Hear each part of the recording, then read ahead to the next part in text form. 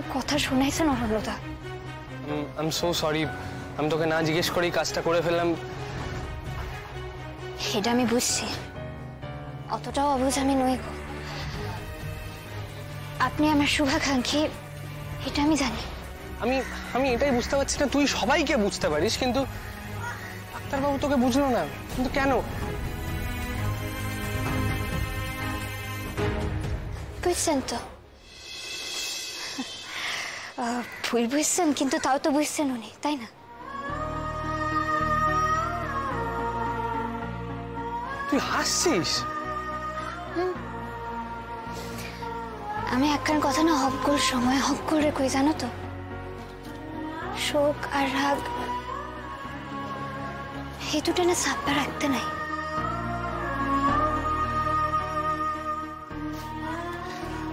আচ্ছা, তার মানে আমার উপর রাগ নেই, তাই তো? আর না রণদা, না, আমি কেন রাগা থাকুন কোন?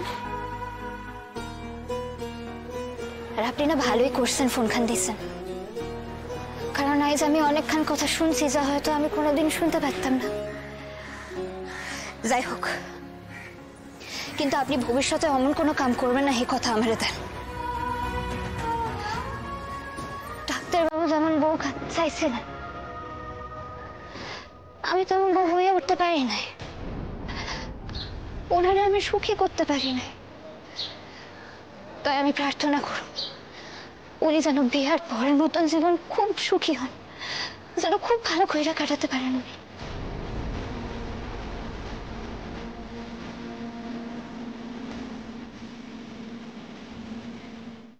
বজ্র, আরে বজ্র, মোহ, আরে কোথায় গেলি বজ্র? আরে বাবা রে বাবা, ঘুরে ঘুরে কি হয়েছে কি? হ্যাঁ, একেবারে বাড়ি মাথায় করছে চিৎকার করে কেন? আরে চিৎকার করবো না, তোমার ছেলেকে একটা কাজের দায়িত্ব দিয়েছিলাম যে মেনুটা ঠিক করতে, ক্যাটারারের লোক চলে আসবে, তো সেটা এখনো করে উঠতে পারলো না। আরে এই নাও দেখো, আমি আর মোহ মিলে আলোচনা করে ঠিক করেছি। দেখি দেখি, পছন্দ হলে দেখো, না হলে চেঞ্জ করে দেব। এ কি ব্যাপার বলতো, তোরা দুজনে মুখটা এরকম করে রেখেছিস কেন?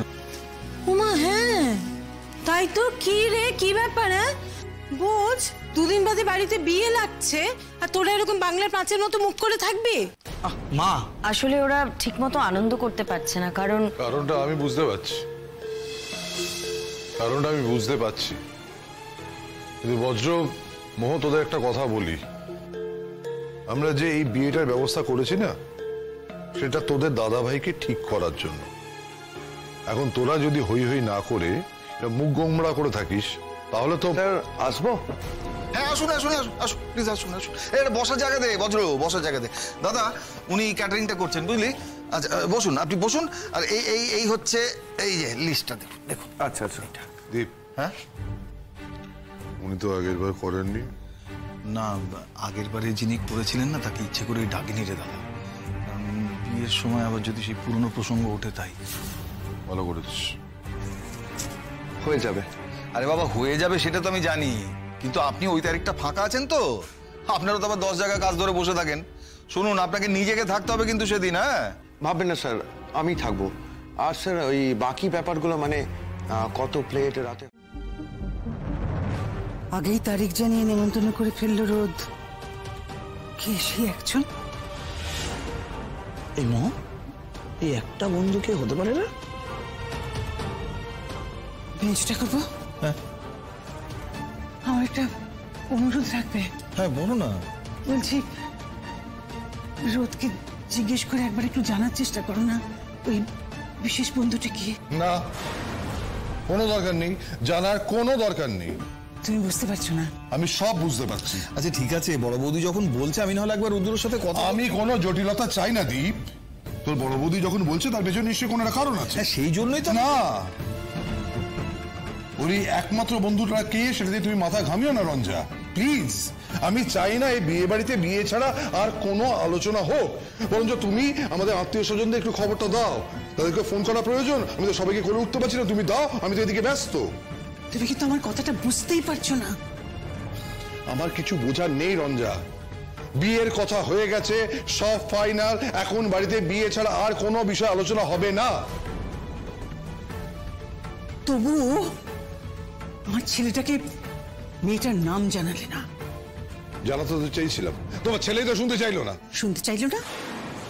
শুনতে চাইলো না যখন চিৎকার করে বলতে পারতে। আসলে বলতে চাওনি, কারণ তোমাদের মনেও একটা ভয় আছে যে নামটা শুনে রোদ যদি কোনোভাবে রিয়াক্ট করে, তাই বলতে চাওনি।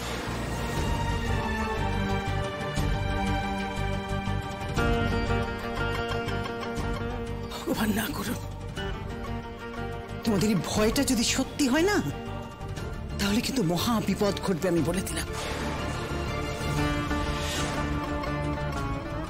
1 বছর আগে যে ভয়ঙ্কর ঘটনাটা ঘটে গেছে, এবার তার থেকেও ভয়ঙ্কর ঘটনা ঘটবে। সেটাই তো তুমি চাইছো বোধহয়। কি বলছো তুমি? কি বলতে চাইছো? আমি চাইছি? আমি অশান্তি চাইছি? ভুল করছো। আমি চাইছি না। আমি অশান্তি চাইছি না বলেই বারবার একই কথা বলে যাচ্ছি। আরে ব্যাপারটা তুমি আমার উপর ছাড়ো না। কি আশ্চর্য, কি শুরু করলি বলতো তোরা? না না না, তোর বৌদি তো বলেছে, গোড়া থেকেই বলেছে যে ও এর মধ্যে থাকবে না, তাহলে মাঝে মাঝে এসে এসব কথা বলছে কেন? একই কথা এতবার বারবার বলা সত্ত্বেও কোনো কাজ হচ্ছে না তো, তাই। আচ্ছা ঠিক আছে বড় বৌদি, এখনো তো সময় আছে, আমরা বলে দেবো, ঠিক বলে দেবো।